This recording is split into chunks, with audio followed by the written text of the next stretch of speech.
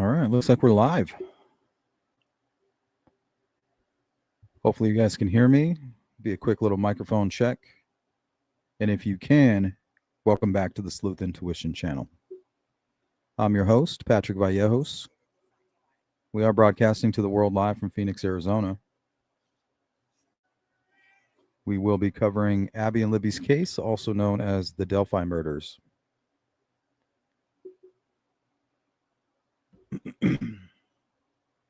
So if you're not familiar with the Delphi murder case, or the case of Abby and Libby, you might want to go ahead and find a quick overview and then come back to the stream, because we're going to dive right in. Sees through what's going on. Jill Moser. All right, what you guys can expect from today's live stream is we're going to dive into the third-party suspects presented by Richard Allen's defense team. We're going to read the 12-page Odin report put out by Murphy, and we're going to read it in its entirety. We are also going to hear from Susan Case. Susan Case was a co-worker of Brad Holder. And she's basically the one who approves all the time cards. She's the one that testified or even did the deposition with Baldwin and Richard Allen's attorneys. So when law enforcement reached out to get Brad Holder's alibi, they went through Susan Case because she's the one that did the time cards, approved vacation, and kind of gave them the rundown of what a day-to-day might look like for Brad Holder. And if it was possible, if he could fake an alibi. So that's going to be really the question for you guys in the chat. We're going to hear what Susan Case has to say. We're going to ask the same questions that Baldwin was asking. Do you think it's possible that somebody could have helped him fake the alibi? And after hearing what Susan Case has to say, I want to hear what you guys have to say. Do you think it's possible? And I'll give you my opinion. So maybe we'll start there. Maybe we'll start there, attacking Brad Holder's alibi. Of course, you know, this is just all hypothetical. He's not an actual suspect. His name was brought up through defense documents.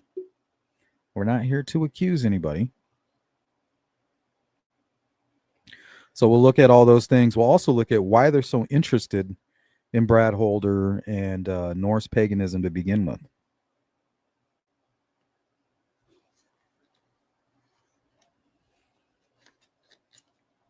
And if you haven't already read Nicole Robertson's deposition, she talks about how they were interested in Norse paganism at the beginning of the case as well. Not because they were really heavy into the investigation into that. They just wanted to cover all their bases. They wanted to cover every angle. It's not like she said, yeah, we were really like going full throttle on this Norse paganism stuff. No, she was like, well, we just wanted to make sure the sticks didn't mean anything. You know, we saw the sticks.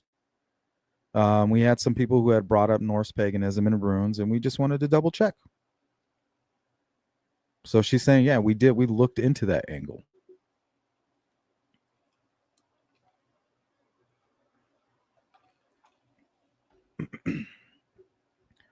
So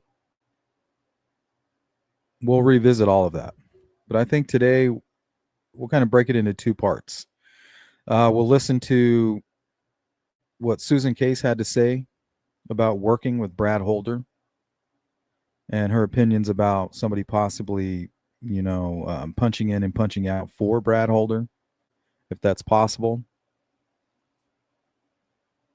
Then we're going to dive right into the 12-page report. It's titled ISP Trooper Kevin Murphy 12-page report.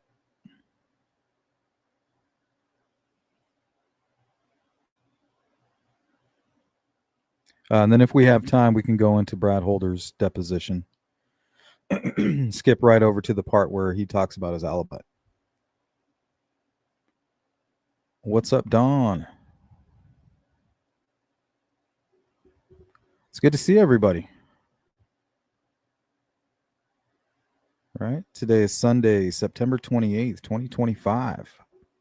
We made it another day, guys. It's pretty cool. Give me one more, Lord. Give me one more. Just one more. So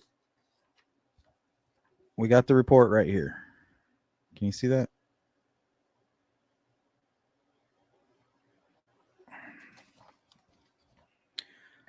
But I don't want to leave you guys hanging, so should probably put it on the screen for you.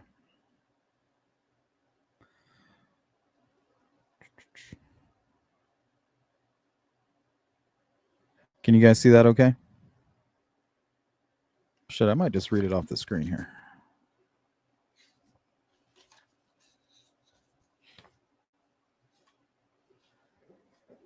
It's so nice right today here in Arizona. I actually printed it out and I was going to go out and back and read it, but then it got all hot and muggy.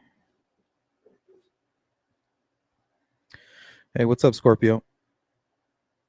So we'll make sure we read along with that.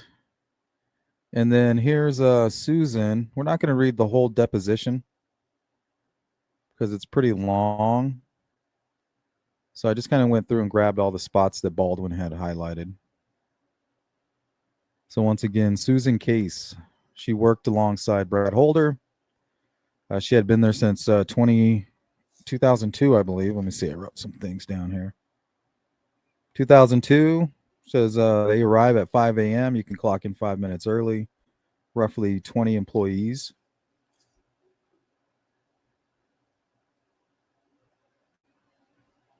So we'll go through and see what she has to say. But the question for the chat is, do you believe, and maybe I'll make a quick poll of that. Hold on.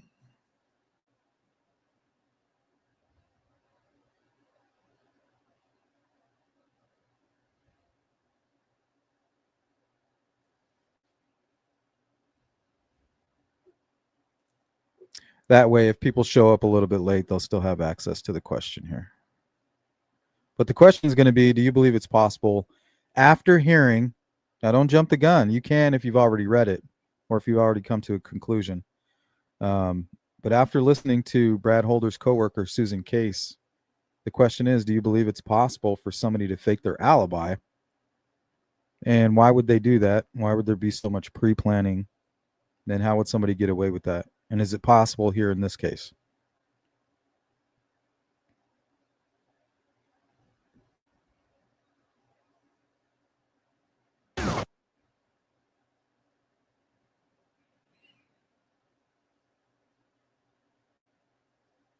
So bear with me. I'm just going to put this poll up.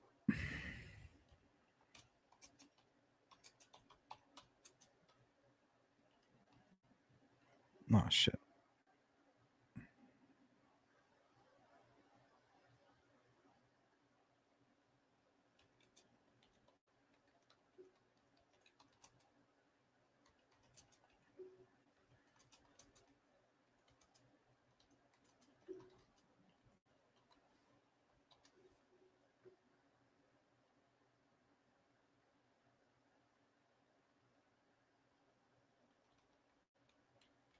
All right, there you have it. Do you think it's possible for BH to have faked his alibi? Yes or no? Yes or no?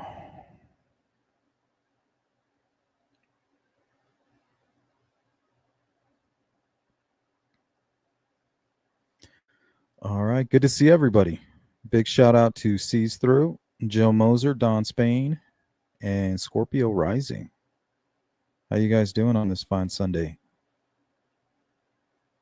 If you're just joining us, that's what we're going to be looking at right now.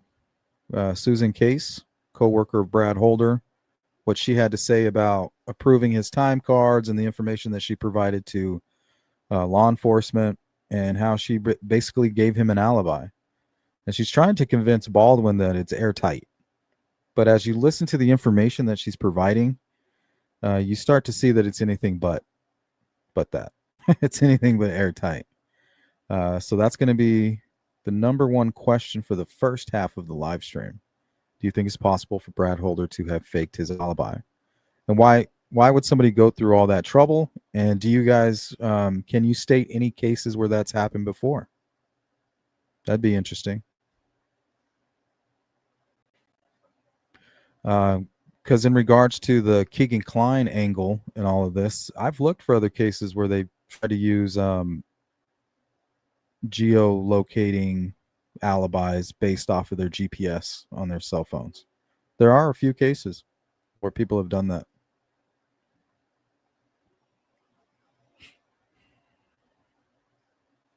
Don Spain, is it possible? Yes. Is it likely? No, in my opinion. Okay. Well, let's consider this. Everything that's listed in the Odin report, everything we know about BH, if he did not have his alibi, do you think he could have possibly have done this with Richard Allen, or even possibly alone? It's another good question for the chat, or even the replay crew.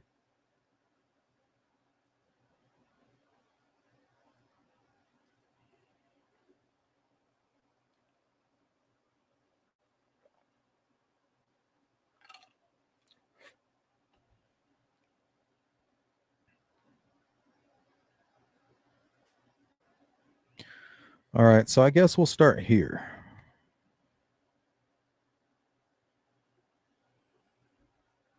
So I went through the entire deposition of Susan Case. She's kind of like a clerk that's worked there at the landfill since 2002. She was a little bit higher up on the hierarchy. She kind of ran the place, it sounds like. She did all of the time cards, basically opened up the facility as well. Something like 40 dump trucks waiting. And they got to smash it down, cover it up, and then repeat. She says, it's hustle and bustle right from the get-go, that it would be hard for Brad to kind of step up in there and sneak away, right? You can't just have like a truck that's not operating, just kind of sitting over to the side, or some type of big piece of machinery. She's saying, they would notice.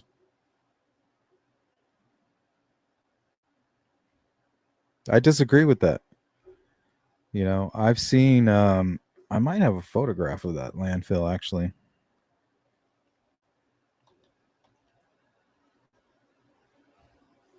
Yeah, Liberty Landfill. Isn't that interesting? Liberty.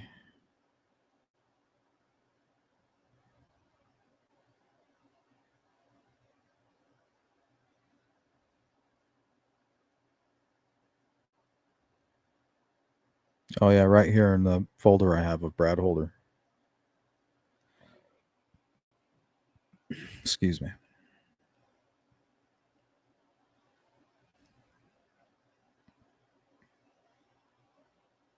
So, yeah, dumping trash, smashing it down, covering it up, and then hitting the repeat button.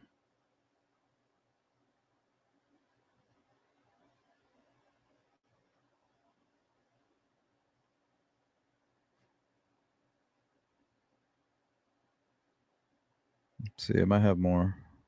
Oh, here's the one I was looking for.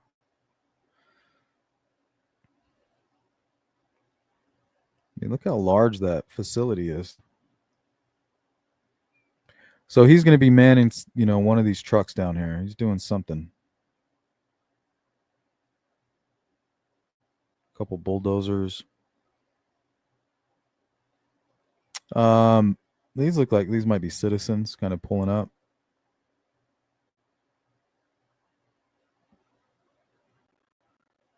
And then you got more. It looks like, when this is all taken up, they're going to move over here. Do the same shit again.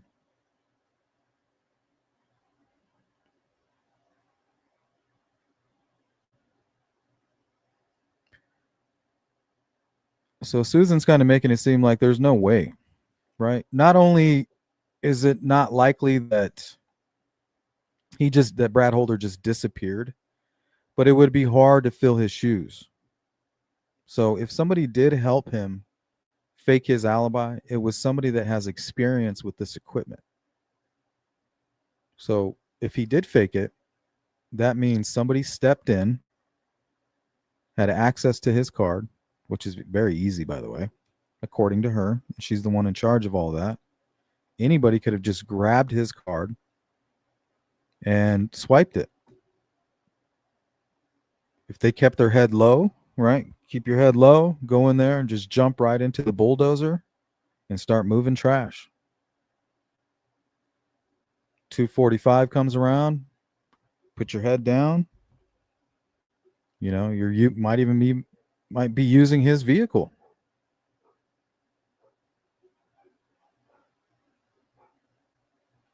What's up, Allie? Pitbull Mom. Goat Dog. Brad Holder is the guy who lived around the creek and Richard Allen saw in the van. No, that's Brad Weber. Brad Holder is the father of Logan Holder. Logan Holder was a 16-year-old boy that was dating Abby Williams. That's pretty much what ties him. That's what ties Brad Holder to the case, is the fact that his son is dating one of the victims. And what's really strange is we've uncovered a conversation, I think through some kind of Apple chat. It was about a couple weeks before the girls were murdered. And Abby and Libby are having a conversation, and Libby says, hey, I talked to Logan today, but he wasn't allowed to talk. He's grounded. And then right after that, she's like, and almost in the same breath, she says, oh, yeah, and that weird number called again and left a message. So I find it strange that Logan's dad is telling him, get off the phone, stop talking to her. You're grounded.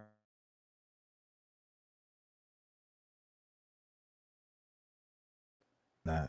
Then also we hear that witnesses saw the boys, Westfall and Brad Holder's boys, participating in the rituals. That was interesting.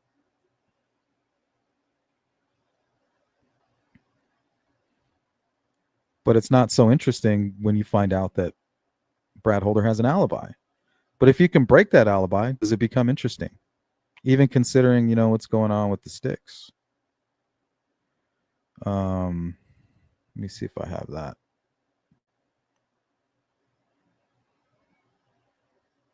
Oh, yeah, I put this together. This will work. So you have to buy into this. And Nicole Robertson did. Unless she was trying to cover up for Kagan Klein, which it sounds like she might even be the one responsible for writing cleared on a tip, possibly, right? At least Baldwin was alluding to that.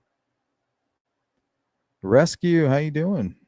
Thank you, I appreciate that. Dark Side, what up? Stephanie, good to see you. Yeah, Brad Weber. Not to be confused with Brad Holder. Darkside says, seems like other coworkers would have seen him that day. I don't know, man. Look at this landfill. I think it's possible, right? You're over here in this bulldozer, and you see some guy walking over to this bulldozer that you think is Brad Holder. At least it's supposed to be. He just clocked in. Might even be on the radio, right? But it's not. Just for like the last half of the shift, not the entire shift.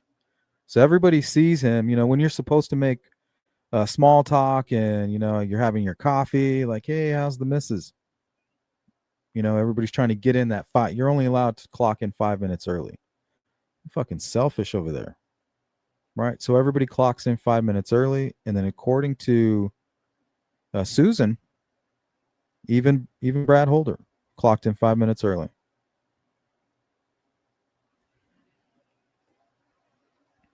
Darkside says, yeah, probably, definitely possible, but not likely, right?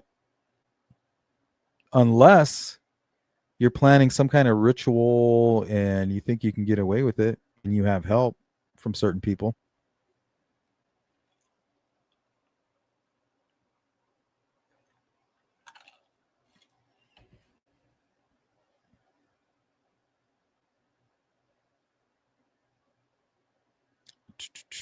Brad Holder is somebody who is not officially a suspect. He just happens to be brought up in the documents that we're reading today. Richard Allen's defense team would like to paint him as an alternative suspect. tied to the case because his son, 16-year-old son, Logan, was dating Abby. They only met once, apparently. Could be more. We don't know. Parents don't know what their kids are truly up to. You know, sneaking out at night. I'm just telling you, parents don't know. Trust me. Trust me. I was a bad kid. Not accusing anyone, and I'm not sold on the welcome envy, and I'm not sold on the Odinist angle. But when considering any alibi, also consider there isn't a set TOD, and that window can easily be shifted. Is that time of day?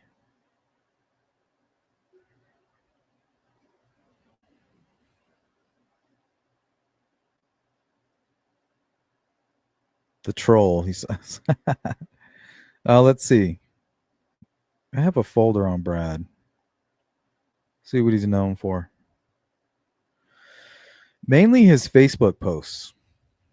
Remember, it was Bobby Boucher, the water boy, the Kukula, who tipped in that photograph he took, I think in like 2014. 2 girls laying on the ground, which is very suspicious now. And I've heard mixed information about that it was meant to be like a some kind of sacrificial ritual. But that's not what the post said when he posted it. It just said like something about if girls fall in the woods or something like that. Like something very strange. Let's see. May 5th, 2017, Facebook post. Okay, I have a Facebook stalker that has accused me, my son, and is now, since my story checks out, accusing my friends of killing Abby and Liberty. One thing I noticed, for whatever reason, he didn't put a capital letter. I always find that kind of disrespectful.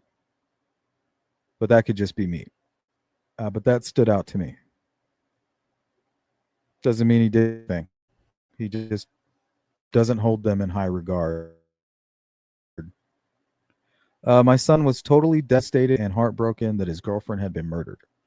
Besides their families, there is probably no one that wants to see their killer brought to justice more than I do. Maybe since you're pointing fingers, you are the one who did this, you sick fuck. My suggestions, you is, and then something, feeling pissed off. Time of death never determined. Okay. So what does that mean? We know the phone didn't move right till after like 2:32 or something like that. The phone was found right where the girls were found. Plenty of blood at the crime scene.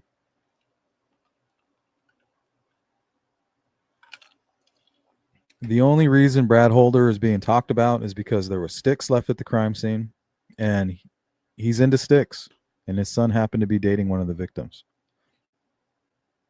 But the more we learn about him, the more he just fits that profile. Like everything about him, the cockiness, the callousness, the lack of empathy, the superficial charm. Like it's alarming. If you could break his alibi, it becomes extremely interesting.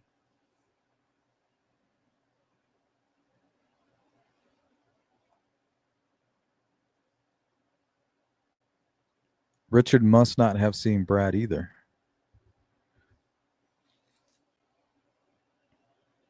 All right, so let's look a little bit at who he is. We'll listen to what Susan had to say about if it's possible for him to fake his alibi and the information that she gave for his alibi. She is essentially his alibi.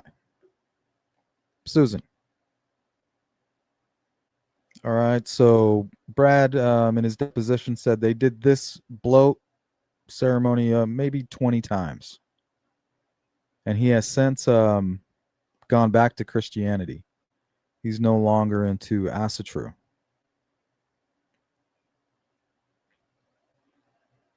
I believe this is Patrick Westfall's home in Delphi near Canal Park, where they would sometimes go. And apparently that's what happened, according to Brad Holder, is they got into a scuffle. Like right around the time the girls were murdered, No, before that. It was actually way before that, when the water was still frozen. And he said they got into an actual fist fight, and they were kind of sliding around on the ice. And that Patrick Westfall was he realized he was a white, really he was just a white nationalist. Was trying to pull him into that, is what Brad Holder said in his deposition. That he wanted to get away from that, and that he was more of kind of like a lost soul, like a nomad. He became a Freemason. He got divorced, and as a lost soul, he went searching, became a Freemason, and then after being deployed with Patrick Westfall, he would kind of see him practicing his religion, became curious. So then, he kind of adopted that. But the whole time in the background, he was really just back to his Christian roots.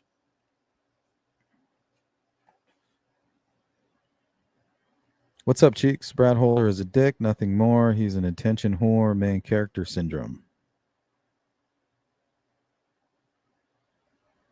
Welcome in, Cheeks. You asked what I meant by TOD. I don't assume the girls always necessarily moved in tandem. Oh, I see what you're saying. But you got the photos, right? You got the phone taking the photos and then time stamping, where they were at that exact moment. So you kind of have like a cross confirmation there. What's up, Veronica? Brad can sign into Anytime Fitness through his phone, not actually being there. That's not what they said in the deposition. He said either you have to sign in with a card, or they would leave one out very rarely on the countertop that only members kind of knew about. You could grab that and scan in. But they never said anything about the phone that I remember. If you want to send that to me, I'll correct it. According to finding, Brad was higher ranking than Westfall. According to what? To finding? No. Higher ranking in what? The Vinlanders? No. That's not what they said in the deposition, and I spoke with Patrick Westfall personally on this channel, and that's not what he said. At the time, he was Patrick himself was a prospect.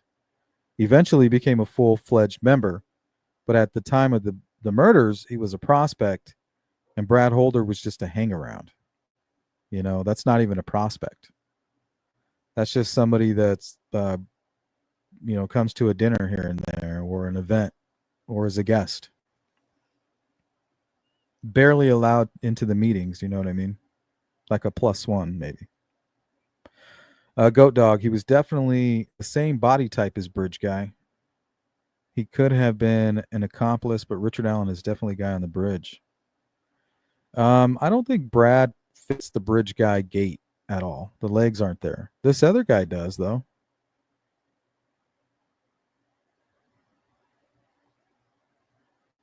But his legs seem more like stocky. The Bridge Guy is like a stocky upper, like this short guy right here. But then he's got these little chicken legs. You can see him as he's walking. And Richard Allen, in his 2016 December and November Facebook photographs on Kathy's Facebook, he's very skinny. He looks like he's been drinking too much, possibly even abusing drugs. In my opinion, he looks sunken in. Kathy even made the comment like, "Oh, I did karaoke for the first time." It was the same day Rick was flopping around like a fish. Said, "Hey, I finally did karaoke for the first time, and I haven't even had a drink."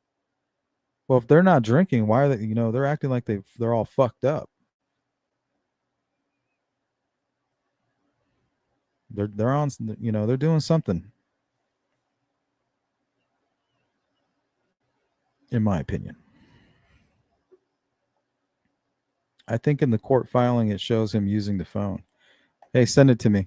I didn't see that. I must have missed it. Oh, in the Army, yeah, you're right. He was a sergeant. He was his sergeant, I believe.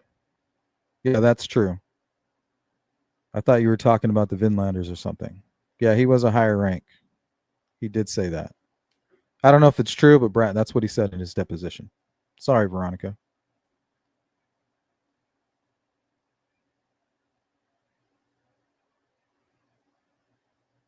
Why would Holder be planning on killing two kids? Well, one was dating his son.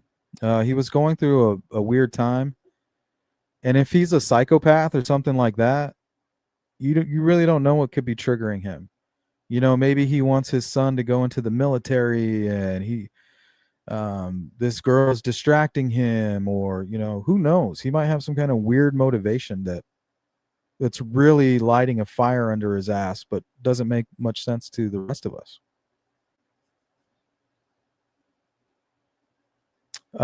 We know that while he was visiting here, they went down to Canal Park, I think, to do a bloat. And that's when Logan met up with Abby.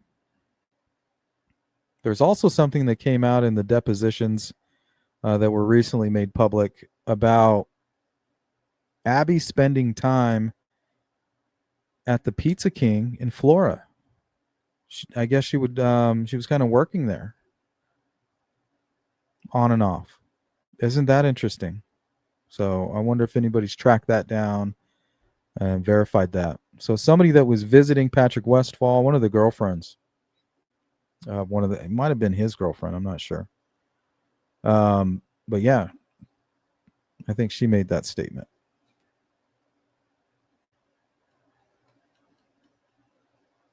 V. It's as likely that Norse pagan elements were thrown into the staging to frame a certain group that it's likely that any group did anything. Who knows? But I recall Ives' comment about 3 signatures. Well, once again, you have to subscribe to the idea that those sticks are runes. And that's what Nicole Robertson was saying. She's like, we don't think they're runes, but hey, they might be, We're going to find out. If they are, we need to look into it because they're very strange.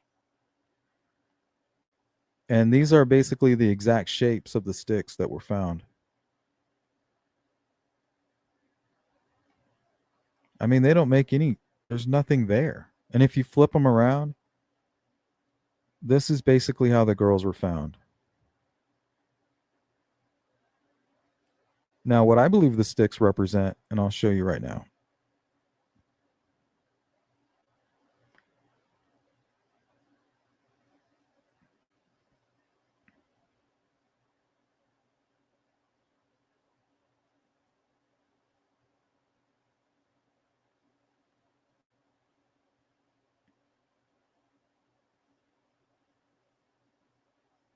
Okay, so there was also a large tree right here.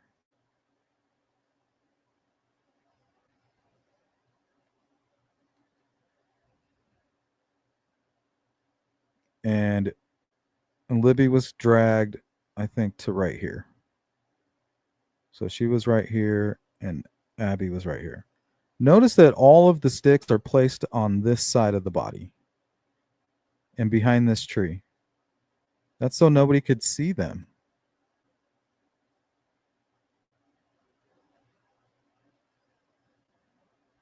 All of the sticks are would be, I guess, their left side or their right side. So it's just simply to conceal them, in my opinion. But then you have the sticks that were placed on Abby and Libby at the crime scene. And then in 2016, you actually have Brad Holder leaving these on his Facebook. So, I mean, it's pretty strange. But it's only strange if you're trying to look at it that way, right? It's not like he was at the crime scene. Well, how do you know he wasn't at the crime scene? Well, he has an alibi. Well, what's his alibi? Well, he clocked in and out, at the landfill. Or did he? Yeah, that is interesting, Veronica. Sees through. Why did Brad make out he was hardly sure who Anna was, yet he has had her at his home? He definitely played that down. I know it wasn't Brad. Pat, I don't know if she was ever at any of their homes. Anna was at Patrick's house, I think once or twice. And that's where Brad met her.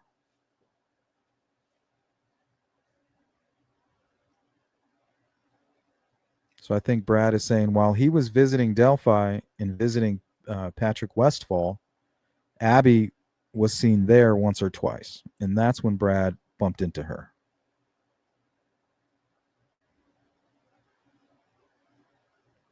Stephanie says Brad had a big beard 2017. BG didn't have a beard.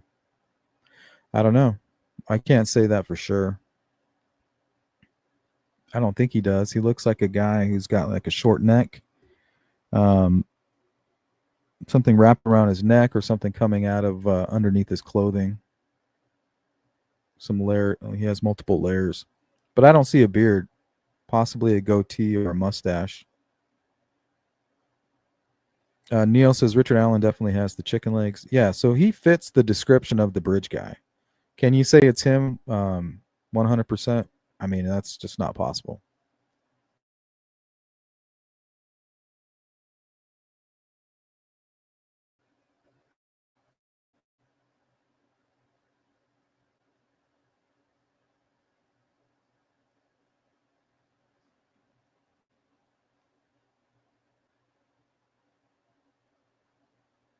What's up, Frank? Good to see you.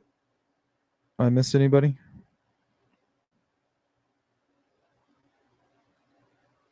Personally, I believe that Richard Allen was on a several day bender, probably CM and drinking, and the murder was just the culmination of several days of a drug and alcohol addled mind.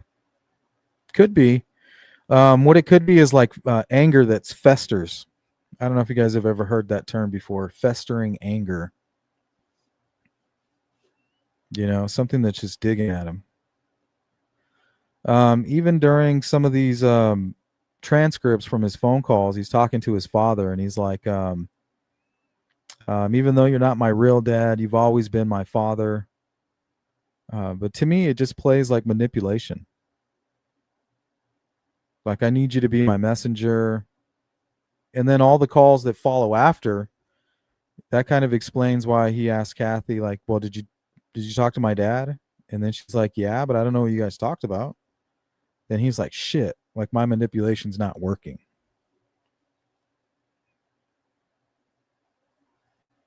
So I would like to learn more about their relationship, honestly.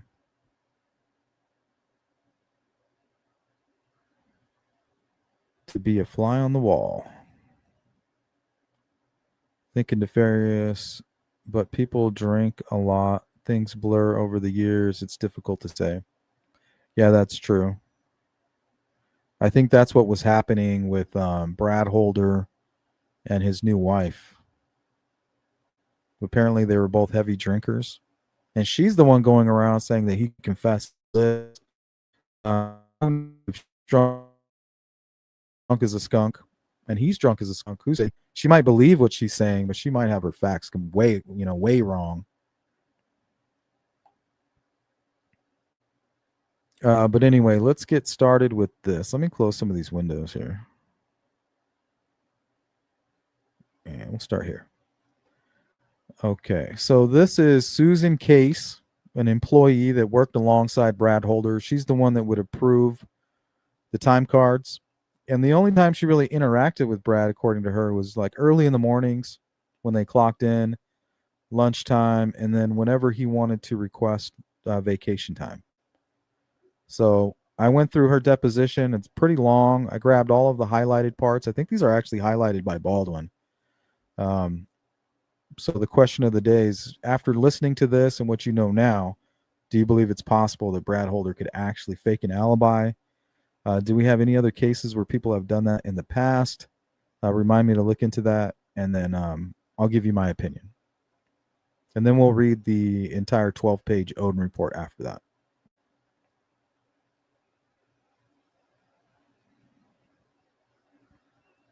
What's up, Jari? Miss Dog Lover, how you doing? Got to go to bed. Have a great night. Take care of yourself. McCain being involved in Holder. Well, Holder has an alibi. And the only reason that I don't pay much attention to him is because of he has this alibi.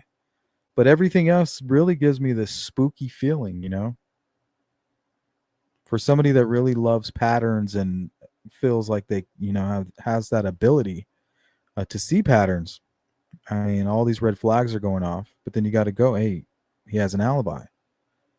But that's when I think we mess up and we slip up a lot as citizen detectives, is we just take it for granted that law enforcement's, doing their due diligence, when we can see with the lost tip that they don't do that, right? How can we expect somebody to actually go and track down and try to break Brad Holder's alibi when they can't even find Richard Allen's tip, when it's laying in front of their face, right? Nobody lost it. The tip was handed to everybody. Everybody had it.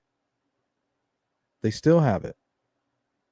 Yet if they couldn't get that right, how the hell are we supposed to expect them to find somebody who's being extra sneaky, and might have connections in the system, or has this plan really thought out? There is this cockiness to Brad, right? Like, hey, I got away with it. You're not going to be able, you'll never catch me. And things like that. So without this alibi, he becomes extremely interesting. But he has one. Or does he? If I was the cops, I would look into a major life change, loss that was the catalyst for the crime, right? He falls into that category as well. Maybe he got dumped by a mistress, or he found out something that he mentally could not live with. I always thought there was an angle between Richard Allen and one of the girls that none of us have seen before. Richard Allen spending a lot of time at Riley Park and the Monon High Bridge Trails, two places that Liberty frequented. Liberty's obviously the one targeted. She's the one on camera saying, hey, this is where we go. This is the path that we go down. She sends these two photographs, right? Like, this is our spot. Come hang out with us down here. So maybe there's something that was going on between Richard Allen and Liberty that nobody knew about. Some type of grooming. He worked at CVS. Kelsey worked right across the street. We know that Liberty spent a lot of time at the Dairy Queen. I mean, it's right across the street. How do we know they didn't come into contact at some point in time? And he, made his move or began stalking her via online. We can't take for granted just because law enforcement didn't put, what happened to Abby and Levy, just because they weren't able to connect it to Keegan Kline and things like that. Should we just be like, oh, okay, we don't need to spend any of our energy entertaining those ideas or those theories? I think we're obligated to do the opposite.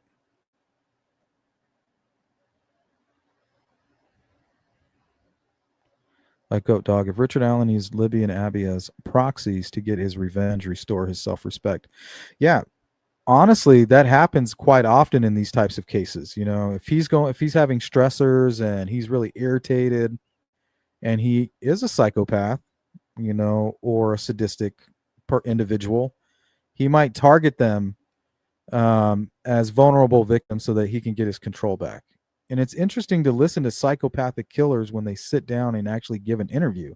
They literally will come out and say that exact thing. Well, why'd you kill him? Was it a personal grudge? No. I thought that if I killed them, I would regain control over my life. That can be quoted in dozens of interviews with known psychopathic killers. So why can't it be true with Richard Allen? There was plenty of preceding stressors for him. His daughter's gone to college, out of the home. That leaves him and Kathy with the new dynamic. Right around that same time, Kathy loses her brother, who she held very dearly. She didn't take it too well. So we know that Richard Allen was diagnosed with dependent personality disorder, and that the target of that disorder was Kathy. He would cling to her. If she's like, fuck you, Richard Allen, Like I'm trying to self-medicate about what happened with my brother. Like get away from me right now. You're kind of you're being like an annoying little dog. Like stay away from me. If he has to turn away from her, he could turn towards the Kleins. Now remember, he worked in Peru all the way up until just a few weeks before the girls were killed. He's working in Peru, just around the corner from the Klein home. He has history there. I mean, it's crazy. So there's a lot that we don't know. He was always too cocky for me to think he did it. I remember when he put that video out where he had a paperboy hat on, making fun of people on Facebook. Yeah, I think that's when he made the Bigfoot comment. I think if Brad was involved, it'd have to be him and Richard together because Richard lied about seeing Blair. Yeah, exactly. They would have to have done it together. So if we have a separation between Westfall and Holder, then this happened months before what happened to Abby and Libby. They were already separated. So who's to say Brad wasn't trying something new again? Remember some of the people that were caught on video, I think it was a bloat ceremony. Can't remember the location. It wasn't in Delphi or anything like that, but it was somewhere in Indiana. They were having a ritual. And during Brad Holder's deposition, he was talking about the female that was putting it all together. It was the blonde woman that you can see on video. I think I have that. Well, he said that she was more into witchcraft and Wiccan, and that he couldn't really explain a lot of the things that she was doing because it was different from him. So what if he started doing stuff like that as well? We don't know what Richard Allen's into.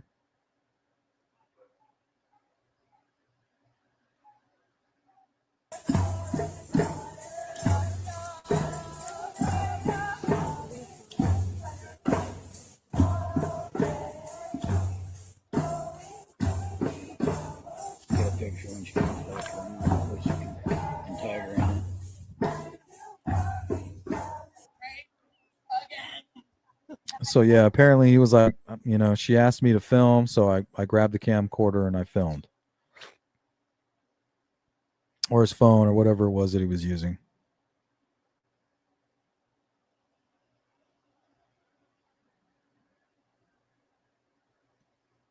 Stephanie, does Westfall have an alibi? His alibi is that he was at home with his son. And apparently his son corroborated that. I guess the phones back that up. And nobody, can say otherwise. Does that make it so? No. And much easier to fake. But me, if anybody's an alternative suspect or another person that might be involved,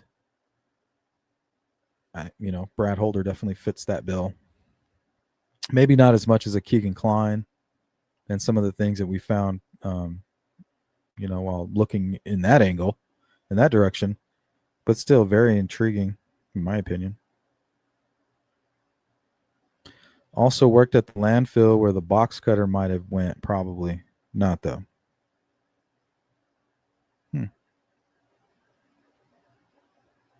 Imagine trying to find a box cutter in a landfill. It's like literally a needle in a haystack. Literally. Okay, let's look at what Susan Case had to say. Okay, now shifts are 5 a.m. to 1:30. So what? He only worked till 1:30? For whatever reason, he worked till 2:45, I believe. We'll read that here in a minute. And the second shift is from 7 to 3. 7 p.m.? No, a.m. They're not actually two different shifts. I mean, some of them just come in 2 hours later or an hour and a half later than the other. There's a group of 5 of them. They come in, and then a group of 4 and a group of 4. They're assigned a credit, a Chronos card. So Chronos sounds like the system that they use, the software that their company uses for clocking in and clocking out. V. Yeah, don't get me started on him.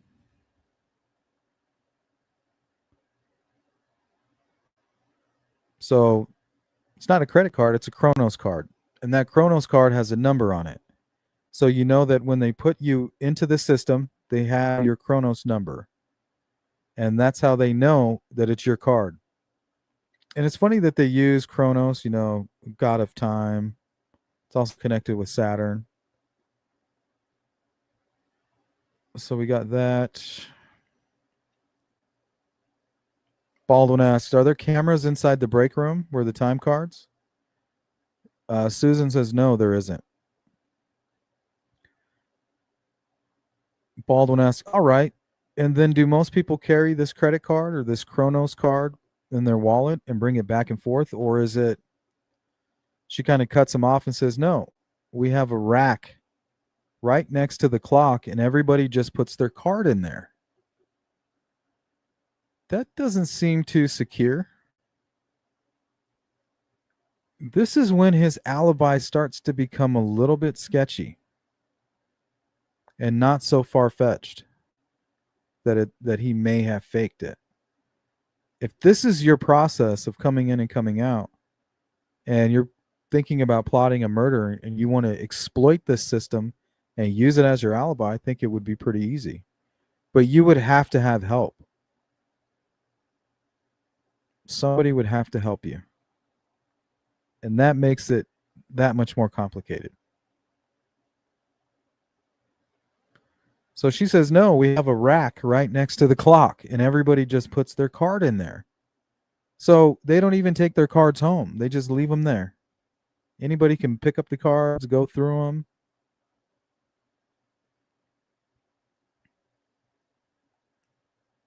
Anything but secure, in my opinion.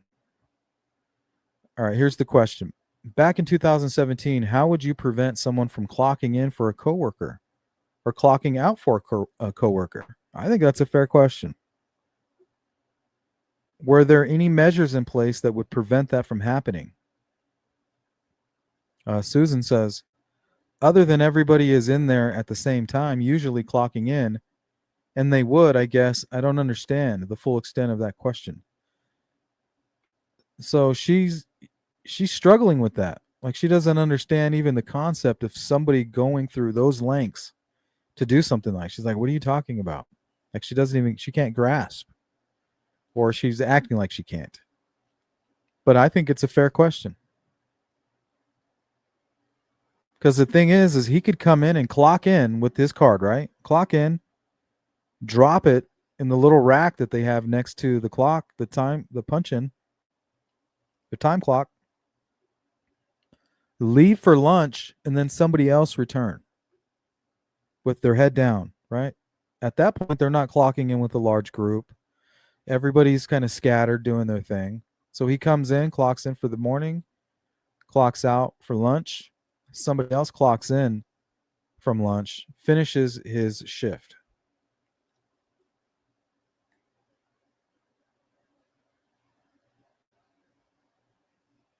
Brad could have told a work buddy to clock out for him using an excuse. Hey, I am meeting a girl on the side, for example. Well, Brad actually asks about that to Susan, and she has a good explanation. She says that if anybody was to kind of bail out on their shift, it would go directly to the supervisor because somebody would have to be pulled from somewhere else to fill his spot, or somebody would notice that a part of the team isn't operating. Like there's a bulldozer over here that's just sitting there, or a truck over there that's should be operating, but it's just sitting around. It has to go through kind of like a chain of command, is what the way she explains it. So that's why I continue to say somebody had to step up and get in there, or like you say, a coworker had to kind of turn a blind eye. So she's saying no, there's no way that somebody could have clocked in for Brad Holder because we're all in there. We're all in the room together. We're all clocking in. We're all just kind of grabbing cards and we're swiping in and we're trying to get in there because we're only allowed to clock in 5 minutes early. We all want that 5-minute mark. And Brad actually did clock in 5 minutes early, according to her. and the information that she provided to ISP.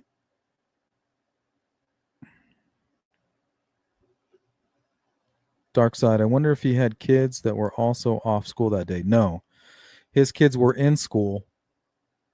And according to, I can't remember whose deposition it was, but stated that Logan was actually taken out of class around 3:00, somewhere around that time. Late in the day, he was asked, like, hey, the girls are missing. Do you know where they're at? He said no. Came back to school on the 14th, and he was removed from school and basically interrogated. And then I think a day or two later, actually went to Delphi with Brad Holder, and according to Anna, met Brad just briefly.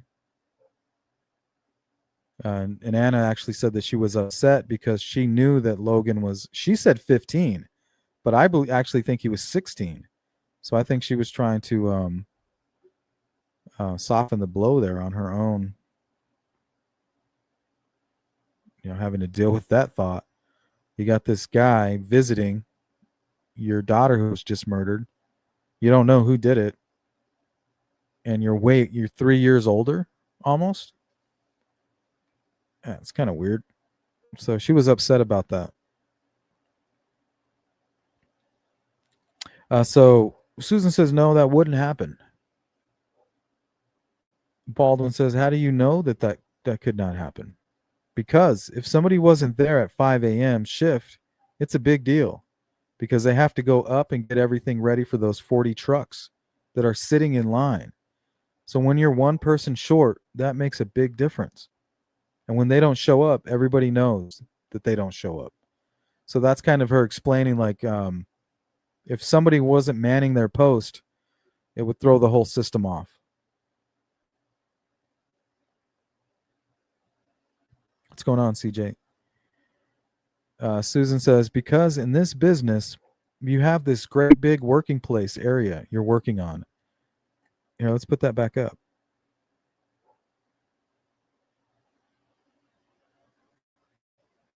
So this is the area she's talking about. So I could see that it's possible that he gets lost in here, right? Maybe somebody just doesn't notice. He's supposed to be over here doing something.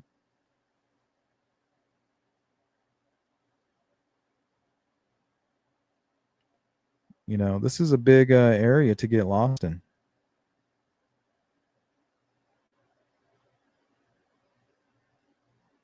Yeah, he was in school, Stephanie. All right.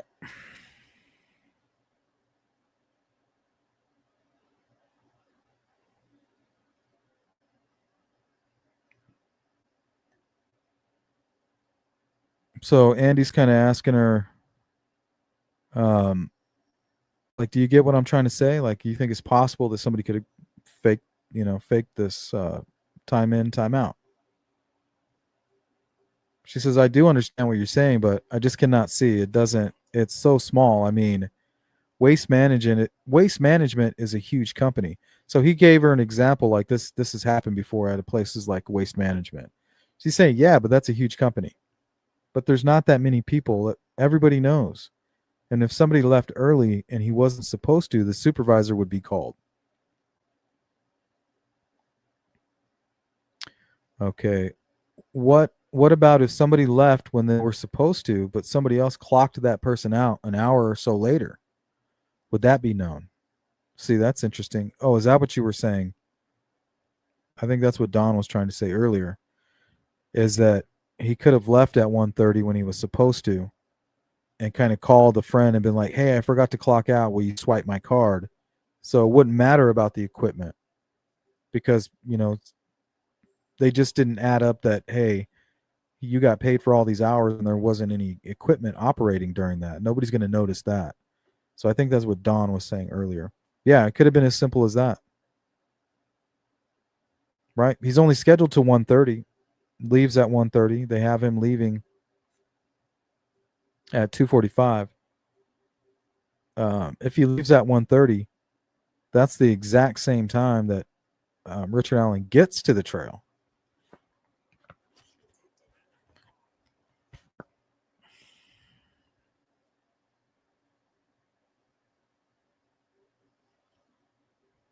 Okay, so Baldwin says, so somebody could theoretically be done at 1:30 p.m. and ask a coworker, "Hey, clock me out at 2:30 p.m. or at 2:45 p.m. I need extra money." And nobody would know that except for those two people. Susan says, "Well, the supervisor would know because he's the one that tells them they have to work over. You don't just decide, oh, I'm going to work over because I need the extra hours and pay. Does the supervisor look at that time cards to see if when somebody clocked out, he approves the time cards at the end of. Yeah, but the thing is, here, let's stop there. I think it would be easy to manipulate that, right? The supervisor doesn't have time to go through every individual punch, right? He's just looking at the total, the tally at the end. Like, how many hours did he work? If it's not over, there's no reason to look into it any further. So if he's supposed to work 40 hours, anything over that's extra pay. If he's approving his time card and he sees, oh, it says 42, 43 hours here, I need to go see what those 3 hours are. Oh, okay. It says he worked over on the 13th. But if for whatever reason Brad is able to fix it on a following day or get his friend or clock out early or somehow adjust it, maybe even come back early from lunch, 15 minutes, for the next 3 days, somehow to offset that. That way it doesn't pull up any red flags for the supervisor. He's just looking at the total number. All right, we have here Brad Holder, 39.9 hours. Perfect. Approved. Next.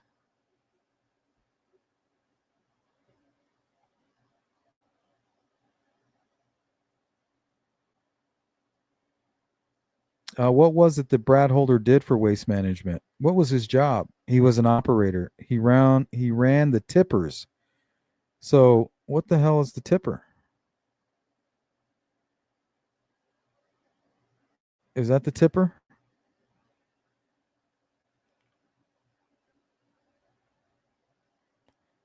Yeah, if you're not running the tipper, somebody's going to notice. Unless you left at 1:30 when you were supposed to and went directly to Delphi. Maybe his vehicle is the one showing up, at 20, what was it, 205 or something like that, behind the private drive.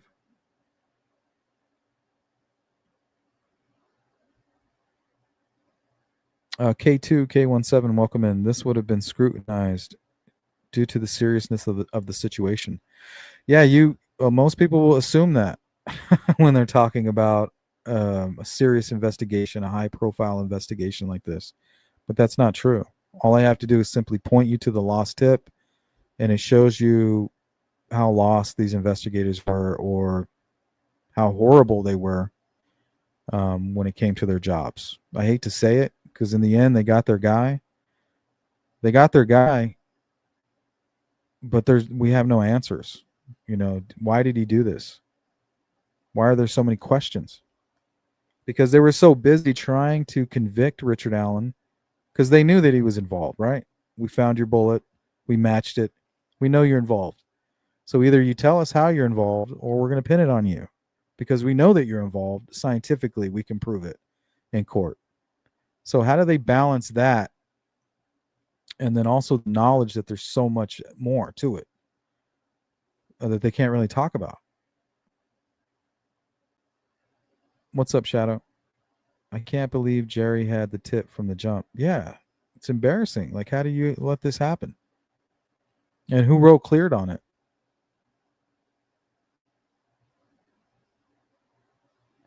Oh, but they're so good at their job. We can count on them. Obviously not. Right? If it wasn't for, and I don't know, maybe they didn't want Kathy Shank to find that. It looks like it might have just been put in a packet. So the way I kind of read it is anytime you need something approved, like getting documents from one level to the next or from one department to, let's say, Holman, I think you have to put together like a packet. and you might have a checklist for this packet. You know, I need this, this, this, and that. And that's all of the pages that were found in this little folder that was kind of lost in the rigmarole that Kathy had going on.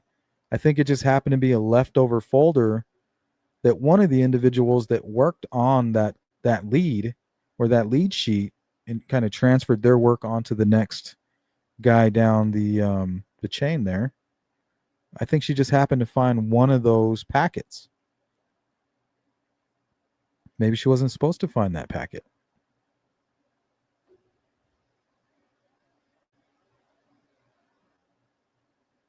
And to have none of the other eyewitnesses see him because Richard should have seen him as well. Yeah. And also, we don't have Richard Allen saying that he's innocent. We have these transcripts that were recently released. But you have to remember, all these conversations are with his family. Everything's about manipulation with Richard Allen. Oh, I'm going to use my father to manipulate the rest of my family, and why I can't call them. And then after he confesses and realizes that they hate him now because he's confessing and he shouldn't be doing that because they're trying to get him out of prison. Well, during the next call, he jumps in and he's like, "Oh, well, they're poisoning me. I don't know what they're putting in my food, and they're breaking my will, and I think, they're winning. So if I say something, or I had a dream and you were telling me to stop talking." And Kathy's like, "No, that wasn't a dream. Like, you fucking confessed, you idiot."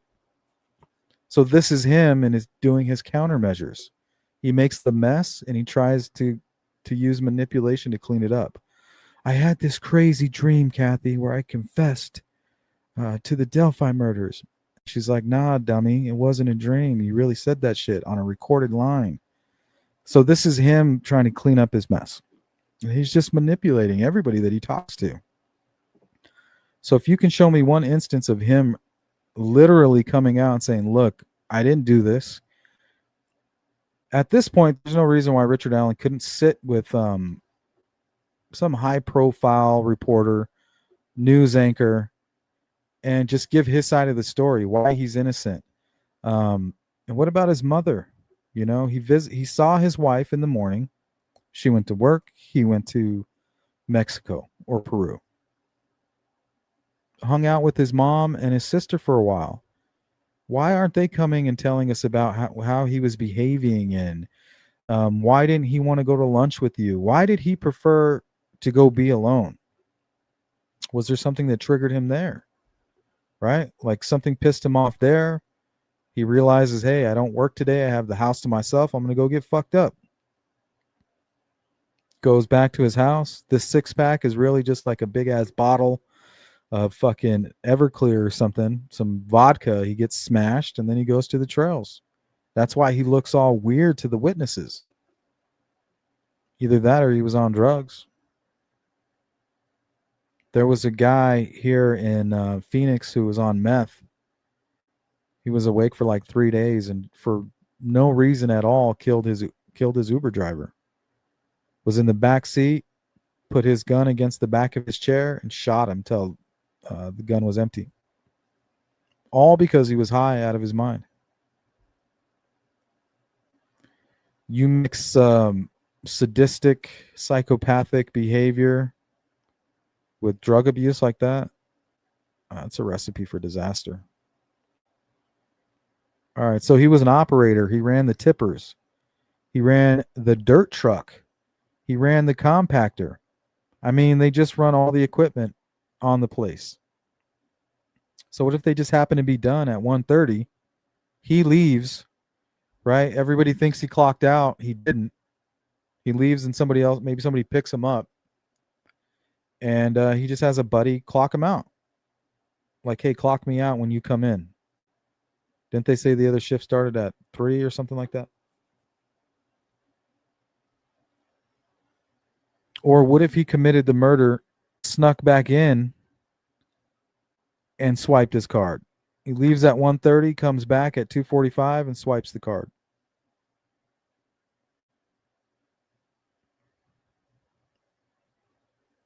Possible, but not likely.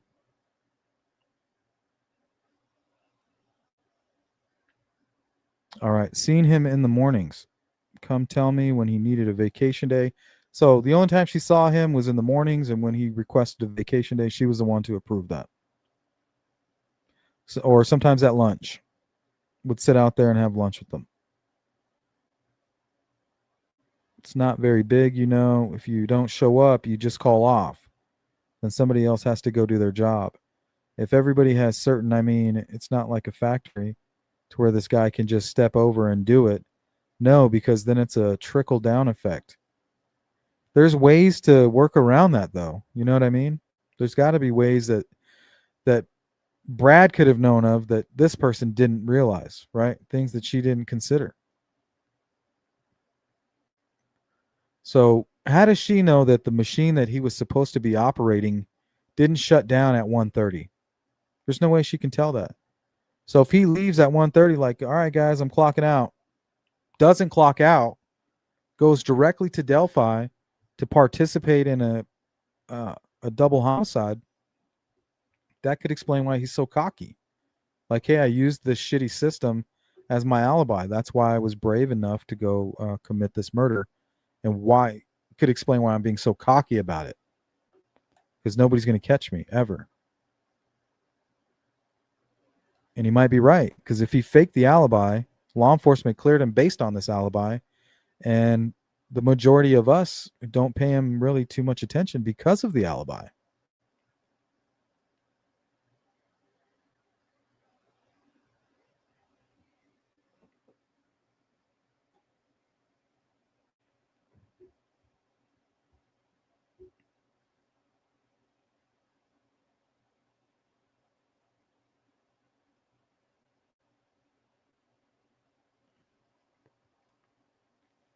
Okay, so it looks like Andy asks him, to your knowledge, did law enforcement ask who else was working on February 13th when Brad Holder, his time card showed that he was there from 4:55 to 2:45 p.m.?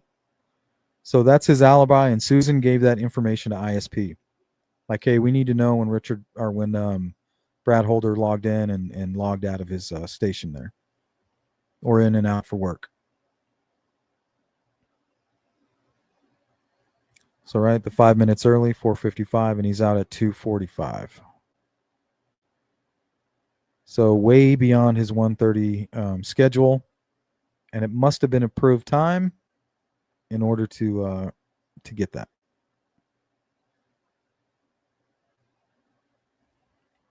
It would be bold, but not that sophisticated, right? The card is right there. All he has to do is ask somebody, like, "Hey, can you please do this?"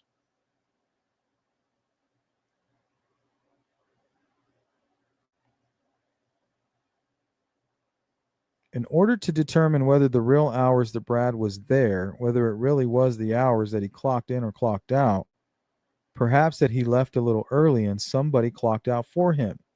It might behoove law enforcement to go talk to the people that were there that day, especially since it was only 3 or 4 days earlier. Did the law enforcement officers ask, to your knowledge, you or Gene Klisiak, hey, can I see who was working on February 13th? Susan says, I don't know. I don't remember that.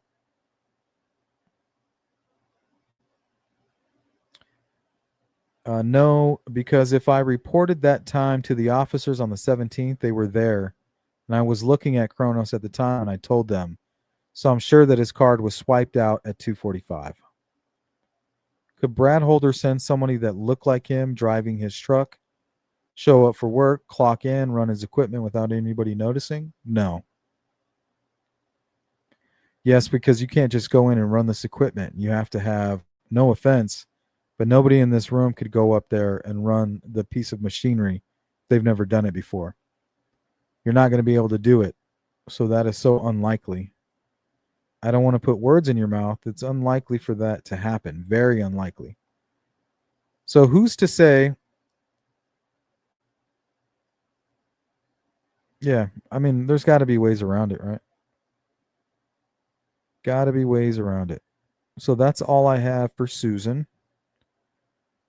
So right now, I'm going to go grab a water. You guys, this will be a 2-minute intermission. Go to the restroom, grab a water, whatever you need. and then we're going to go ahead and read the Odin report in its entirety and talk about what you guys think and close down this poll that we put up. So don't go anywhere. I'll be right back.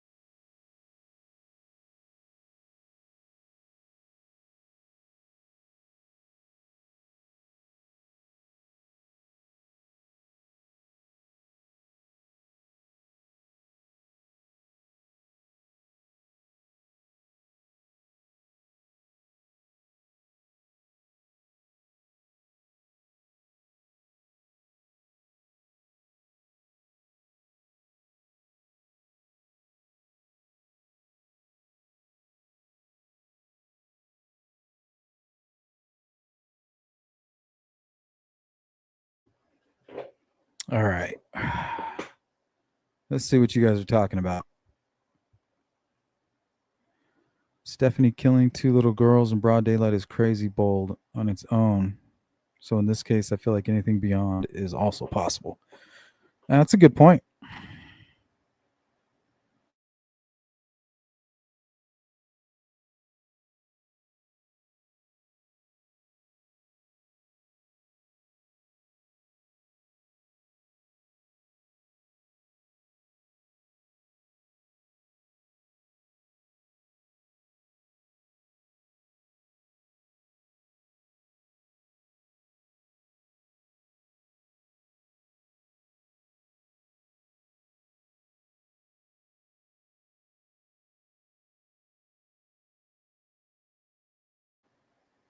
What's going on, Boston and Dark Side?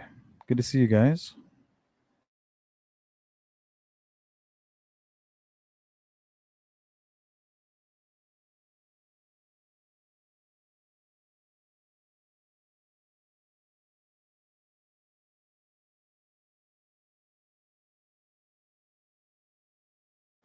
All right. So, what do you guys think of the Susan deposition? And do you feel like that's enough to clear Brad Holder? I think that kind of sets the stage for the Odin report. And him having such a flimsy alibi, it's going to be interesting to read this report and hear everything that they have on him and why they were so interested in him.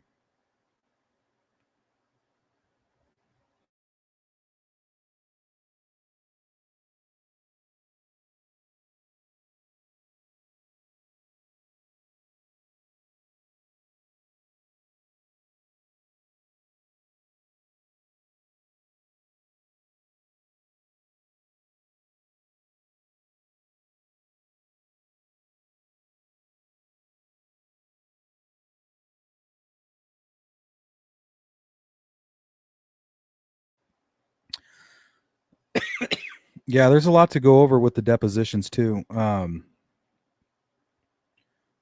There was somebody who was commenting about Elvis Fields and he was having some kind of inappropriate relationship with his mom. That's interesting. So that kind of gives motive for his sisters to kind of say some fucked up shit. Sounds like that entire family might be a little bit off if that's true, right? That's just what I'm hearing. And we'll get into that later. I got to finish reading all of the depositions and going through all the documents.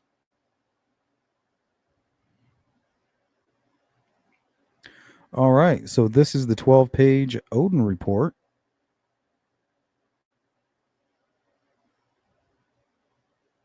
Let's take a look. Delphi Supplemental Report. Elvis A. Fields. January 2018. Interview of Mary.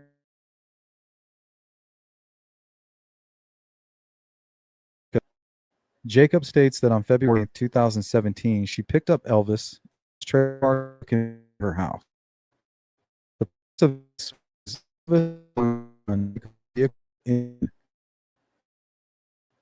Jacob says that Elvis was hyper and borderline incoherent. Elvis was talking about having a brother and being part of a gang now. States he was on a bridge with two girls that were killed. Tells her Abigail was a pain in the ass and a troublemaker. She said that Elvis tried to give her a blue jacket and he had in his possession. She was unaware of any missing or murdered girls and refused to take the jacket, telling him she had her own jackets.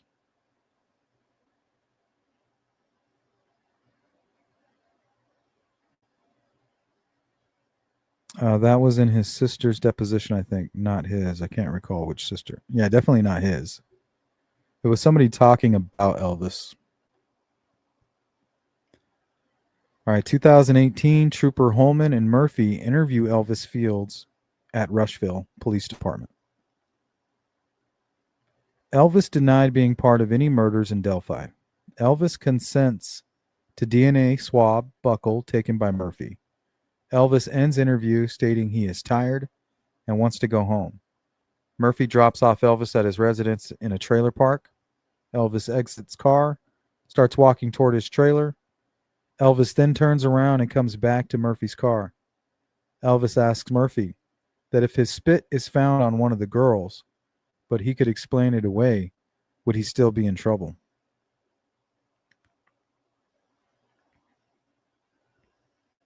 So I definitely recommend going and reading Elvis Fields' entire deposition, and we'll get to it pretty soon. I've read it. I've gone through it a few different times.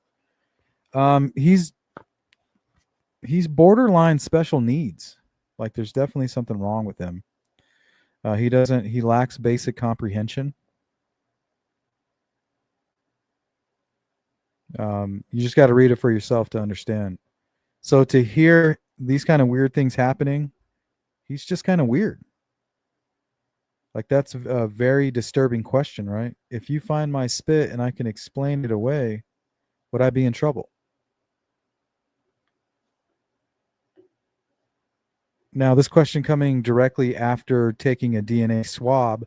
For all I know, thinks he's being smart. Like maybe he thinks he's just asking like a hypothetical question. You know, like I understand how DNA works.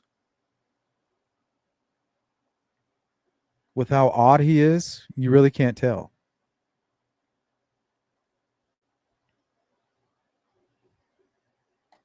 But yeah, definitely a strange cat. V says in Elvis's depot, Baldwin asked him why he said that to Murphy and gave the quote. Elvis replied, I didn't. Yeah, he denied all of it. I mean, that's what I would expect a liar to do if they're lying, right? Records check shows that Elvis's cell phone sits on tower closest to his residence. It's not used, but active from 10:30 a.m. to 7:30 p.m. Approximates. The phone is then used to call AutoZone in Rushville several times.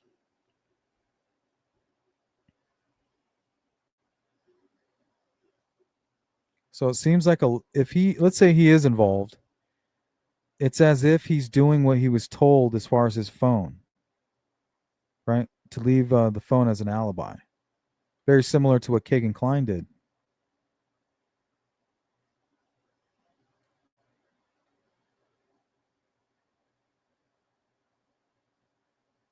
using the phone as an alibi. Interview of Elvis Fields, June 20th, 2018, at Rushville PD. Elvis interviewed by Ferenczi and Murphy. Elvis states that he was not in Delphi on 2/13, says he was in Rushville, claims some of his unusual Facebook posts are just decorations. He likes to make decorations that he likes to make. Elvis tells interviewers that he is not in a gang. Gangs were never mentioned by interviewers. Elvis agrees to polygraph. Then a few days later, a lawyer contacts Murphy stating any more contact with Elvis must go through her.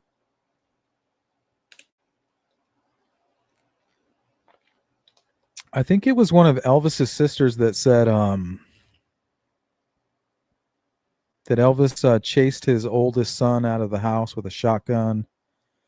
Was saying he was going to kill anybody that was African American. Threatened to kill his daughter's boyfriend when he found out that he was Hispanic. But during his deposition, they ask him if he's racist, and he says, "No, I'm not a racist." So it's like, are all these people trying to paint Elvis Fields as a bad guy because they're bad people, or is Elvis Fields kind of a bad guy and he's your typical liar, narcissist, psychopath, painting himself as, a normal person? Not too much, right? I went out on the bridge, but not all the way.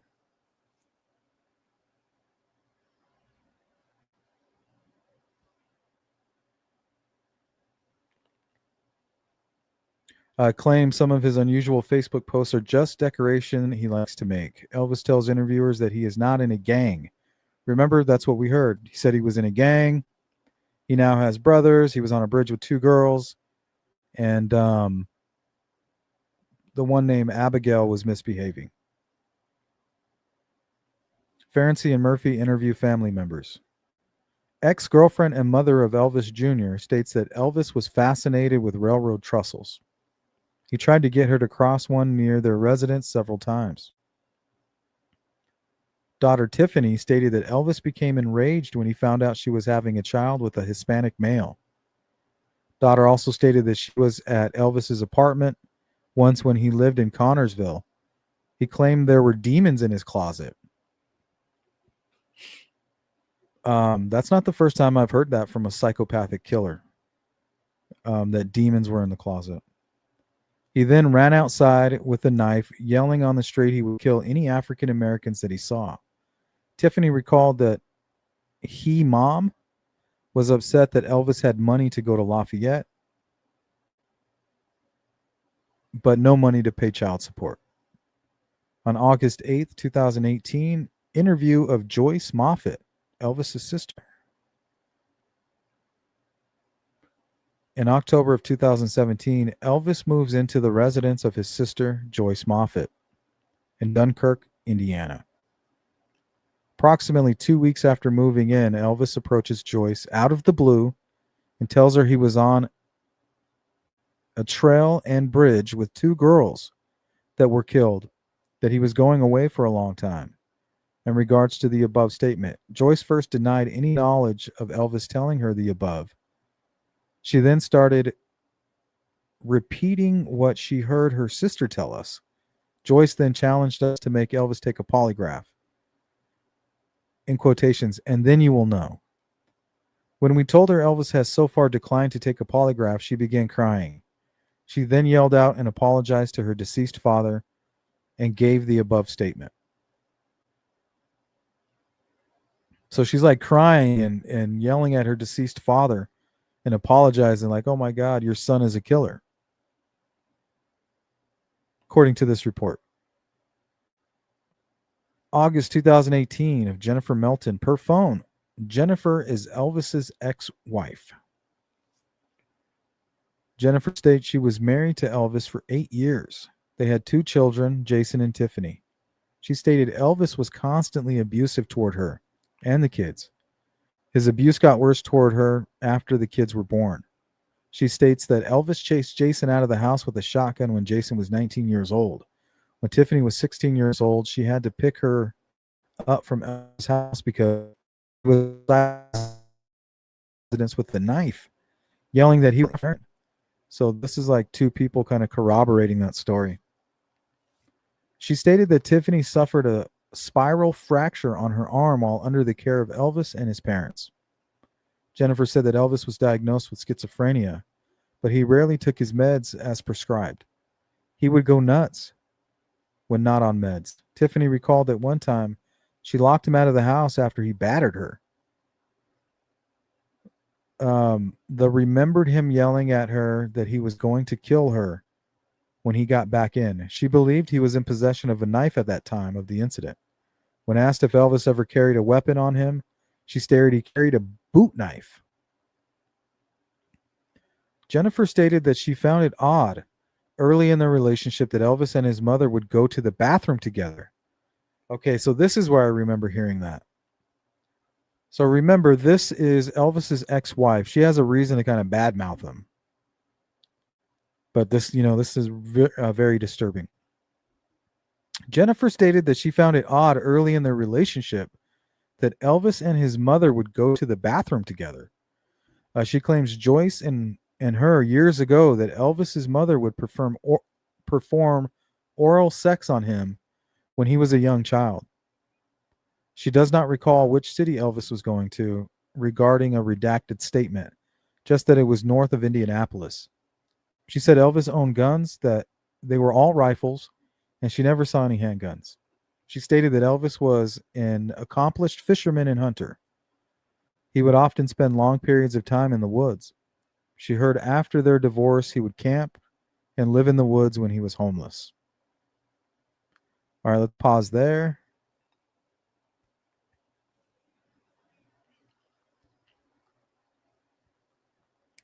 CJK, never thought Brad was involved. Well, he has an alibi. How can he be involved? Here's the main question. Alibis. Here, let's go ahead and close that poll. You guys want to participate in that poll? Do it now.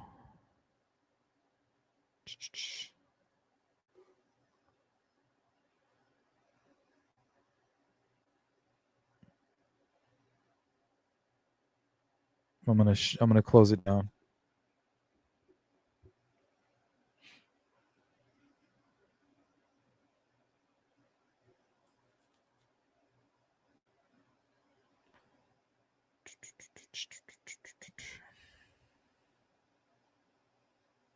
Yep, he has kids. What's up, Ghost? I think it's more likely that Elvis is involved than it is that Brad is personally. Somehow they're tying them all in together. Yeah, 3 kids and a grandkid. He doesn't know the name of his grandkid. Why? No reason, just doesn't know it. You're right. I remember reading that. That's his deposition. In his deposition, he stated that. Yeah, how do you not know your own grandchild? That'd be like the most exciting time. Probably because it was mixed. Interesting. All right, let's close down this poll. Do you think it's possible for BH to have faked his alibi? 44% say yes, 56 say no. 56ers, you have it. You win.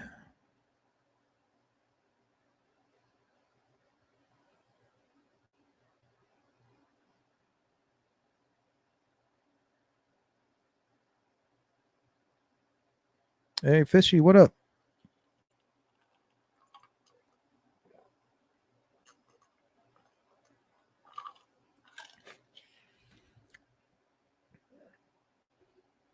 Yeah, you might be right. I feel like if Brad H is involved, he's more of like a lone wolf. Him and like connected with Richard Allen. But I just don't see any nexus with Elvis, Ned, and Rod. I don't, all you really have is like hearsay. It's not even circumstantial. It's just hearsay. Like nothing is corroborated.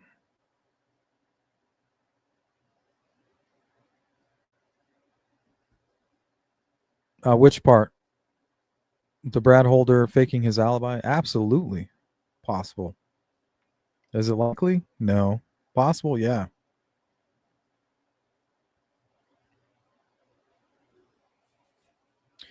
Okay. Mary Jacobs records Elvis Fields August 31st, 2018. Prior to August 31st, 2018, Elvis and Mary had only spoken one other time since February 14th, 2017. This was in April of 2017. On August 31st, 2018, Mary picked up Elvis walking down the road in Rushville. Mary had previously purchased an audio recorder several months earlier. She turned on the recorder when Elvis got in her vehicle. She's trying to get that reward money, right? She probably really thinks he did it. Elvis was unaware of the recording. They drive to Elvis's trailer and Mary goes inside. Joyce is present. 28 minutes into the conversation, Mary brings up their February 14th, 2017 conversation. She asks Elvis if he remembers giving her a blue jacket and her giving it back, saying that she did not want it. Elvis acknowledges this. Mary mentions that the police have been to her house to ask her questions about Elvis's possible involvement in the Delphi murders. Elvis says he is tired of people accusing him of being involved in the Delphi murders. He then says, like I told them, what are you going to do? Dig up the ground where I took a piss and say, oh yeah, we got him. So what does he mean by that? This sounds a lot like, hey, if you find my spit and I can explain it away, will I still be in trouble? Like he's basically trying to say they can go and follow him and get his DNA and then put it at the crime scene. So he's not saying I took a piss at the crime scene. What are they going to do? Go dig that up? He's saying he can go take a piss anywhere. They would find it, use that as his DNA and plant it at the crime scene, is what he's trying to say, in my opinion. What are you going to do? Dig up the ground where I took a piss and say, oh, yeah, we got him? No. Elvis never had this conversation or gave this statement in either of his interviews. Mary brings up their actual conversation. Elvis denies remembering what they said and says he has to leave and departs from the trailer. Elvis Fields has numerous Facebook pages. One is his current page. He has a limit of 5,000 friends. Approximately 75% of these friends are young Filipino and Asian girls. Yeah, when Frank's Memo first dropped and I read the name Elvis Fields and I found him on Facebook, that's the first thing I noticed. Like he definitely fits the bill of a predator.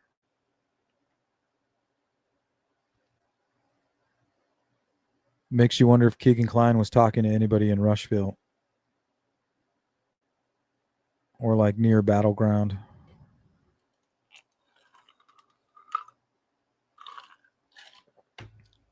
Let's see. Dark Side, he remembers hours and then there's days.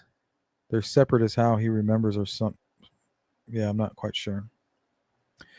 I don't think it was investigated enough personally. That doesn't make him guilty though. Yeah. It just makes it a little more possible, right? The fact that it's easy. If he really wanted to kind of make some kind of plan, some Machiavellian plan to commit a murder and get away with it by exploiting. I mean, think about it. It's very weak that they do it that way. What's the point of you having like a security card or a time card? I guess it's maybe just a digital, kind of like when they used to put the slip in and then you pull the slip out and punch it. It's kind of like what they have going on there. But I feel like it would be more it'd be better for security if they just had it on their person, right? But it's not not the same thing as using your badge to, open the front door, the security door, and then that clocks you in. I know some companies do that. I think this is a little bit different. But it's anything but secured. That's for sure.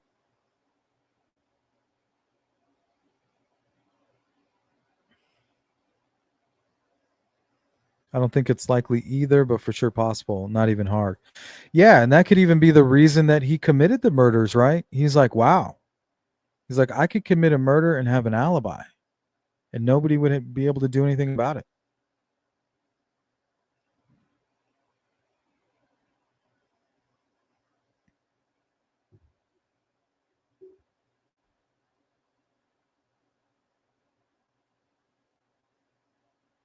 Bunch of white cat pics too. Weird. White cat pics. What do you mean by that? He said he has and has only ever has had one Facebook. Yeah, that's definitely a lie. Revolting. Yeah, very concerning. I mean, it just goes on and on. All his Facebook friends. It's just all like looks like prostitutes to me.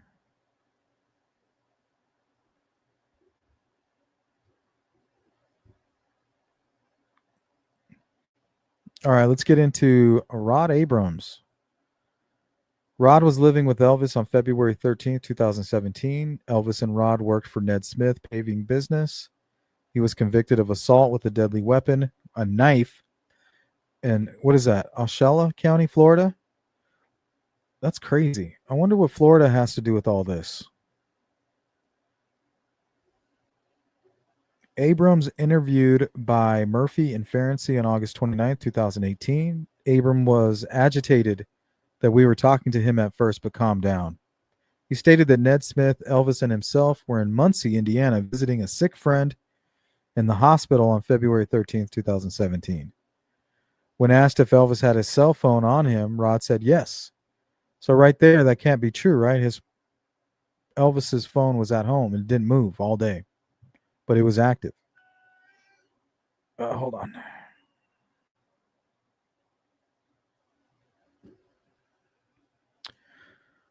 All right. Stated that Ned Smith, Elvis himself were in Muncie. Said Elvis had his cell phone on him. Rod said yes. When asked if he had his cell phone on him while in Muncie, he stated yes. When told that we would check the cell phone records to see if they were in Muncie Hospital, Abrams stated that hospitals cut cell reception on phones because they interfere with hospital equipment. So their phone's probably not going to show up that they were at the hospital in Muncie, right? How convenient. So he's acting very suspicious, according to this report. Robert Thomas, Elvis Field's neighbor in the trailer park. Robert Thomas lived at 201 North Robinson Street, Delphi, Indiana. Thomas moved from Delphi back to Rushville Thanksgiving of 2015. He died of an overdose on September 3rd of 2016 in the Rushville trailer. According to friends and family interviewed, Robert let family and friends from Rushville at the Delphi house. It is an unknown if Elvis ever stayed there. So they have a potential safe house there in Delphi. It's interesting. Absolutely, Dark Side. Yeah, he's definitely lying about that. Somebody's lying. You know. Yeah, Rod is definitely the one lying, right? According to the actual evidence. Photos of tattoos obtained from prior Elvis arrests in Rushville County. Many show white.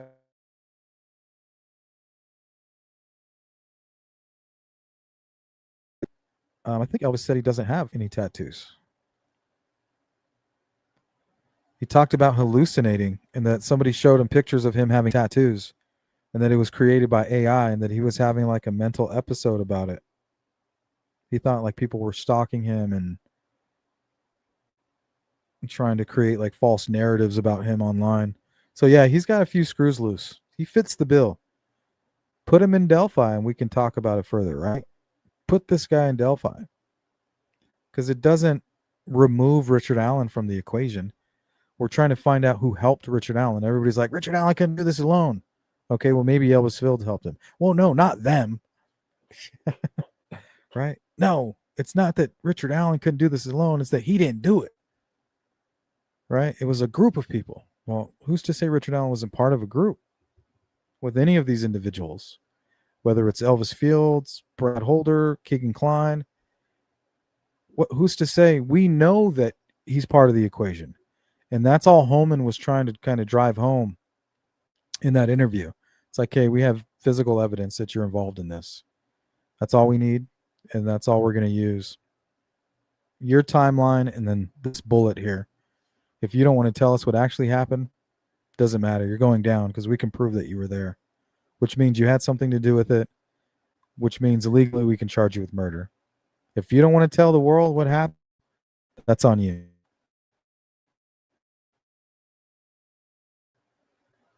You know, were you on? Did you connect with them when you were in Peru? Do you have some kind of back channel relationship with Brad Holder? Maybe even Elvis Fields, you know, Julian Powell, any one of these. Either, it doesn't matter. Either way you look at it, he's involved. The question is, if you truly believe that he didn't do this alone, then you should be looking at one of those angles. At least start there. Ghost, I will say after reading all of the depositions, I definitely think it's more possible somebody else could have committed the crime other than Rick or was involved with him. There's too much weird stuff. Yeah, well, we know Rick's involved. You guys can sit there and complain about the bullet evidence, but it's raw. It's airtight. There's nothing you can do about it. That's the very reason that Richard Allen's defense team didn't have it tested themselves, because they knew if they tested it even slightly, you know, at the bare minimum, you had the prosecutor testing it at the maximum, right? Firing the weapon, but that's not how tool marks work. The fact that you fired a gun and it left tool marks that even were more closely matching your suspect, the likelihood of that is even more astronomical. That makes it even more unlikely. So if they're firing the weapon and getting it to match their suspect, you know how impossible that would be? It makes it harder and less likely. So the reason that Richard Allen's defense team didn't go out and have them tested themselves, because they weren't going to do the prosecutor any favors. They know exactly what they have. They knew that evidence was airtight, and that's what they were up against. That was their hill to climb. They had to build a pile of shit bigger than that rock, and they didn't succeed at that. What's up, Robin B? What up?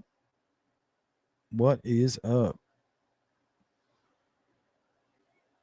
Okay, so photos of tattoos obtained from prior Elvis arrests in Rushville, many show white supremacy type-like symbols. So Elvis apparently got a hold of this photograph and says in his deposition he doesn't have tattoos.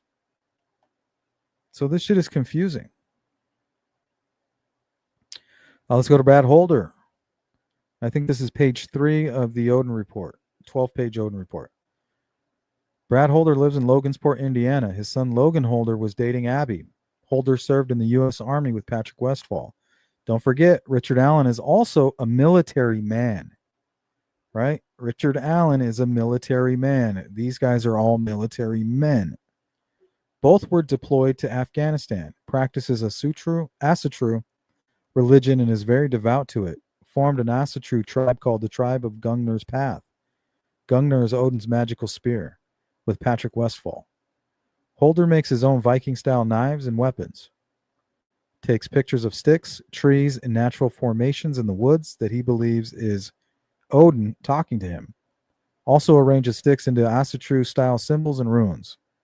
Many of these that are posted on his Facebook page are very similar to the Delphi crime scene. Traveled to Delphi, often to practice Asatru with Westphal. So this must be the reason why they kept the Odin report under wraps. They didn't want anybody to know about the crime scene and the sticks and things like that. He often brought Logan with him. During one of these Asatru meetings, Logan met Abby at Canal Park in Delphi. According to Logan's statement, this meeting took place the second weekend of January 2017. Interesting. This is right before the murders. So for whatever reason, this could be triggering Brad, right? If he's involved somehow, which is not likely because he has an alibi. But if he is, this could somehow be triggering him.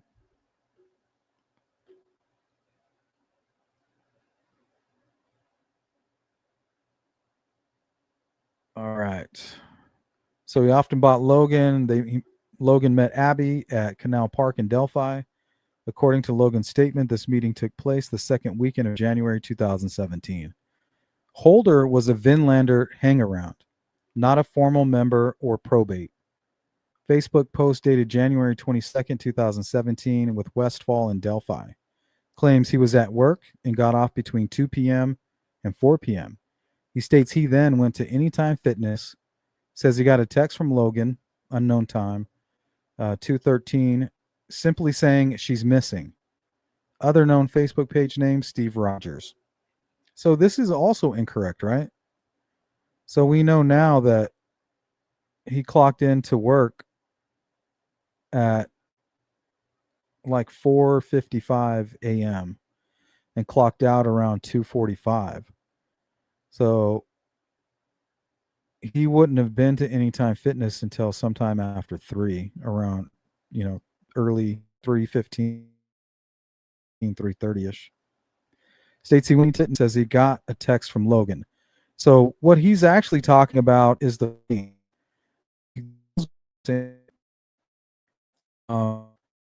goes to work, goes to the gym while there's quote. But the following day, later on that night, instead of going to bed like a normal person at 2 a.m. in the morning, he goes back to the gym. And during his deposition, he said, well, he was trying something new. It didn't work out. But if you look at his Facebook, I might have those posts. Let me see. He was talking like he was jacked up. Like he was all amped up and shit. So it's very suspicious. But the guy has an alibi. So what do you do in that case? You have to break that alibi. And it definitely looks flimsy after reading Susan's deposition. Okay, he states then he went to Anytime Fitness, says he got a text from Logan, unknown time, simply saying she's missing. So that would have been on the 13th. I think he's getting the dates mixed up. Elvis Fills Brad Holder, Elvis mimicking various numerous Facebook posts that are on Holder's Facebook. Now this is very flimsy, this shit right here. Logan was 16 years old on February 13th, 2017, claims he was Abby's boyfriend and that they spoke every day per social media messaging. Stated he was introduced to Abby per Liberty in December of 2017. They met once at Canal Park the second week of January 2017. That must explain the photograph, right? They took the photo. Patrick Westfall served in the U.S. Army with Holder, combat duty in Afghanistan on disability for PTSD claims. Lives in Delphi, has prior Flora, Indiana address. Practices Asatru religion, claims to be a type of priest for it. Member of the tribe of the Gungner Path with Holder.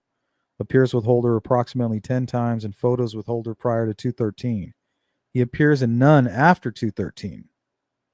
So apparently a month or two before the murders, they got into this big fight and they were fighting on a frozen canal.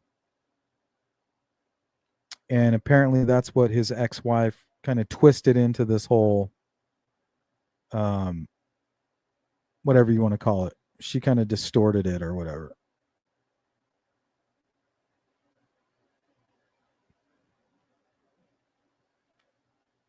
Cutting down at, okay, here we go.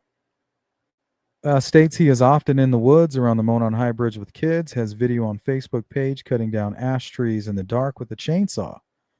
One of the sticks on Abby has a clean, straight saw cut type cut. States on 2/13/2017 he was home with his son all day. States they were going to join a search party on 2/14, but the girls were found prior to them arriving. Finland, other Facebook page name, Jaeger Tierson, Patrick Donovan. Is a type of Asatru priest, a holy man. Let's see. V, I wonder how Libby knew Logan. I don't recall ever hearing that. Apparently, Libby introduced Logan and Abby. So it is a good question how those two met. How Libby met Logan to begin with. It's a really good question, V. If anybody has the answer, put it right there in the chat. Or shoot me an email. Johnny Messer, currently on home detention in Rushville. Indiana on methamphetamine-related charges. Shit. Maybe they were going there to sell Rick some meth. And one of them said, hey, look at what I got from Kagan. Some girls that are going to be up here. There's a lot that we don't know. People just want to close the book. Let's see. Related charges, Fourth Amendment waiver, Vinlander probate with Westfall on 2/13/2017. He was friends with both Holder and Westfall on 2/13. Claims he does not speak with them now. Claims he was kicked out of the Vinlanders for fist fighting with the Indiana leader, Mickey McKinley. Knows Elvis Fields, states Elvis lived with his uncle and he would bring them firewood because the residence they lived in had no power. Elvis claimed that he does not know Holder, Westfall, or Messer. Stated they might know me, but I don't know them. Messer claims to have an SOS stomp on sight out on him from Vinlanders due to the fight with McKinley. Denies being in Delphi on 2/13 or driving Elvis to Delphi. Denies ever being in Delphi. States Holder would attend social functions and meetings at McKinley's house in Indianapolis. Says Holder defecated on McKinley's couch and went outside of McKinley's house with a gun and started yelling that he hated African Americans. Holder was brought back into the house and beat up by McKinley. Messer states he is not into Asatru religion. Messer has a mixed child with an African American woman. He claims the Vinlanders had no problem with this. Claims that Holder is a little weird and could be capable of harming someone, but Westfall would not be capable of the murders. Messer said that only active members of the Vinlanders in Indiana was McKinley, as well as Westfall, and himself as probates.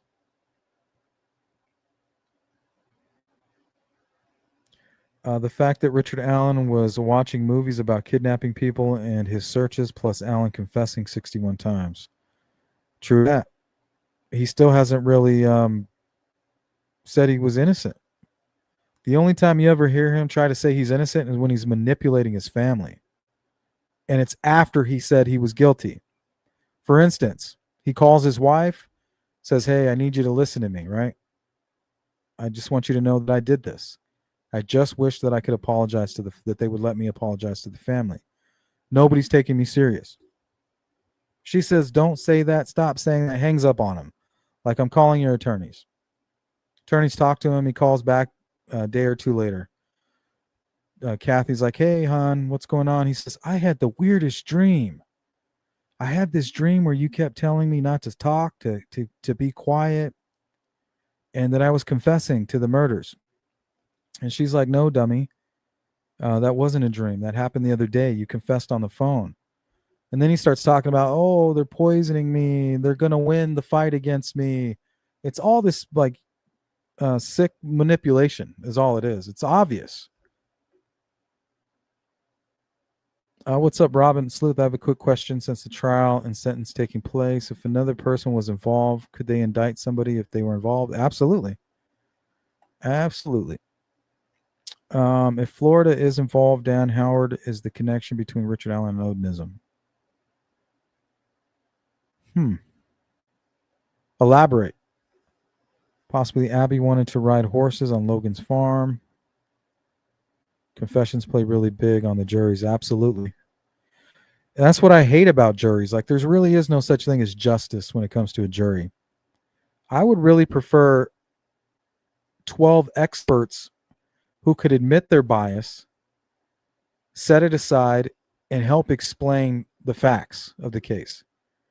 That's way better than a bunch of people that have no clue about what they're talking about. And then these two different teams of seasoned attorneys manipulating the hell out of them. It's like, which team can manipulate the jury the best? That's the winner. That's not justice. Okay, Taylor Hornaday, ex-girlfriend of Johnny Messer. Together on 2/13, interview number 1 on October 25th, 2018. Assistant Chief Todd Click.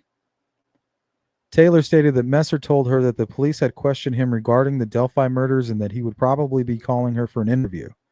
She said Messer had an SOS, stomp on sight, on him by the Vinlanders. She was tired of him hanging out with them so much and not her. She told McKinley about a mixed-race child that Messer had fathered with an African-American woman. This is against Vinlander bylaws, and Messer's probate status with them is pulled. She says that Messer refused to turn over his Vinlander items, and that is why the SOS was put out on him. She stated that Patrick Westfall eventually came to Rushville, and she gave him Messer's Vinlander items. So she's got it out for him, too.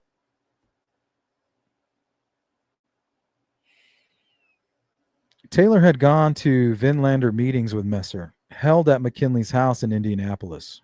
This is where she met Patrick Westfall and Brad Holder. She talked more with Westfall and liked his girlfriend Rachel Miller. She did not talk much to Holder. She found him creepy, and he made her uncomfortable.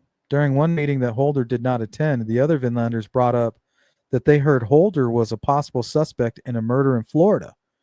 So there's Florida again. Like, what's that all about? What's the connection to Florida and Brad Holder? They did not want Holder hanging around with them anymore due to the possibility that it may bring heat down on them. She said during the meetings, the men would separate from the females and drink from a horn during ceremonies. Taylor said that Messer was introduced to the Vinlanders by Brian James. She said that Messer claimed to be part of the Hammerskins when he was younger. She said that Messer told her that he had done horrible things and he should be in prison. He was never specific in details. She knows that Westfall is from Delphi, and she assumed Holder was from the same area as Westfall, introduced Holder to the Vinlanders. She said both Westfall and Holder had brought their kids to the Vinlander meetings and at one time or another. She witnessed the kids taking part in the ceremonies and drinking from the horn. Taylor confirmed that Messer saw the news reports of the Delphi murders later in the week on TV. She confirmed she made the statement that she hoped Holder and Westfall were not involved. Messer also took a guy named Josh Stevenson to the meetings. There was a male by the name of Dougie that hung around the Vinlanders. She described Dougie as lower functioning mentally. He was not all there. They took advantage of Dougie to perform menial tasks for them. Dougie stopped coming around the Vinlanders after another group gave him a jacket and some patches. She stated that Westfall, Messer, and McKinley went to Minnesota for a Vinlander event in March of 2017. She said this was the final straw for her regarding Messer spending so much time with them. She sounds jealous. This is when decided to tell McKinley about the mixed-race child Messer had. Dang, that's messed up. Trying to get him killed because he doesn't want to hang out with her. Taylor stated that Westfall and Messer were like brothers. She claims Messer was friends with Holder, but not to the extent he was with Westfall. She stated that they communicated using Facebook Messenger, said that Westfall cut ties with Messer after he was kicked out of the Vinlanders.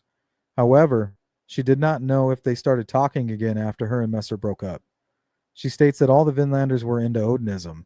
She stated that Holder and Westfall talking about making their own weapons in the form of knives and hammers. Towards the end of this interview, Taylor stated that remembered that her and Messer were fighting around Valentine's Day in 2017. This fight was due to the fact that Messer was up there with the Vinlanders around Valentine's Day and did not acknowledge the day or want to be with her around that day. So, this is kind of like a motive why she might lie, try to paint him as the killer. She seems very vindictive. She said they had a series of texts during this time where they were arguing. Taylor said that Messer told her he had shot someone in the hand on the east side of Indianapolis. She says Messer has never talked about the Delphi murders with her. Since their breakup, she does not know if he has reconnected with Westfall or Holder. She said that Messer had a fake Facebook page where he was posing as a Chinese guy. What the hell is that? See, this is the kind of shit that I'm talking about that would be easily overlooked, right? Some fake Facebook page. Like, why would he be posing as a Chinese guy? What are they doing? Like luring people into some kind of a trap? Communicating with Kagan Klein? He has told her he has killed before, but she says he lies so much she does not know if it's true or not. Taylor is currently pending on counterfeiting charges as a result for a January 2018 search warrant in which Messer was charged with methamphetamine-related charges, currently on home detention. Oh, man. Sorry, guys. We ran out of time. We're going to have to do a part 2 on this. I do apologize. But, yep, this is going to be part 1. We still have a whole lot to go over. So I'm going to catch up on the chat, and then we're going to close it down for now. Okay, I think I remember who Dan Howard was. But what does he have to do with Florida? Badass. Again, I think Richard Allen wanted a plea deal, but his lawyers convinced him they could win. I agree. They used him. Dan Howard was into Odinism. There are pictures of them together. Dan Howard has the same rune that was on the girls on the back of his cell phone case.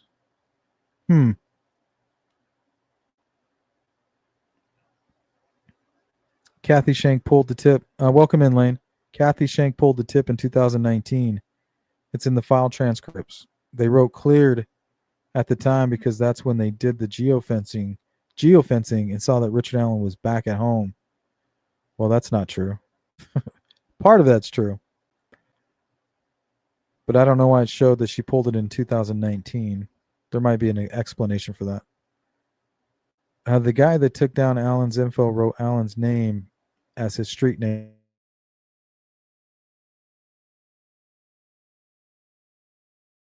Comma. First provided by Richard Allen. So if he provided it that way, he could have been attempting to mislead them, or it could have been a typo. But either way, Richard Allen Whiteman should have been looked into specifically by Holman for sure. And somebody wrote cleared on it instead. Dan moved to St. Pete after the murders. St. Pete, is that in Florida? I would like to know more about that. That's an interesting angle you got going there, Ghost. Because he was the friend that came forward saying that Richard Allen was cleared.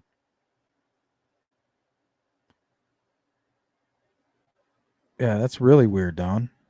And then whenever we would talk about the Howard stuff, there was always like these trolls that would come on and they would get really upset about it and debunk me and say that I was lying and that that's not true. And I would literally put it up on the screen and prove that this Dan Howard was friends with Kathy because people documented her Facebook the day that he was arrested. His name leaked. I think Tara German might have leaked the information on him. Thanks, badass. Go enjoy. Yep, I got to get out of here.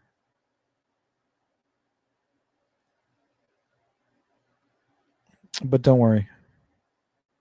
Everything is scheduled. We still got a fussy baby.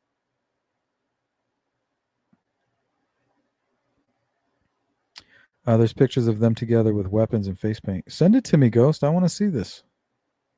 Send it to sleuthintuition@gmail.com. We'll put it on the screen on part 2. Keep a lookout for the notification. We're going to finish. I'm sorry. You're part of the replay crew. You know exactly what to do. Drop a cookie. If you can support my channel, hit the Cash App. If you can't, hit the like button. Special thank you to all my members, my moderators, and my subscribers. Love you guys. Keep supporting my channel, and I'll keep hitting you with the live streams. Until next time, peace.